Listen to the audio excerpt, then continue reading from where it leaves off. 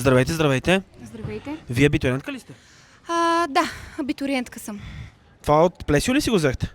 Ами да, купих си го, защото някои неща, свързани с баловете, не ме карат да се чувствам добре. Предпочитам да си слушам музика на слушалките, да си слушам господин Пао Ботичери, да си слушам господин Кон... както и да е, да. Да, и какво е бъдещето ви след завършването? Как мислите, че се ориентирате в живота?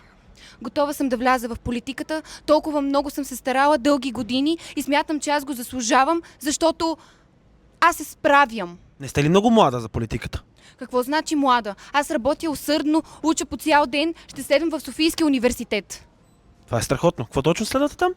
Ами следвам Плесио във всички социални мрежи.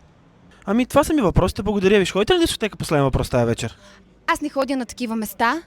Не смятам, че това е много добре за бъдещото поколение. Не ги съдя,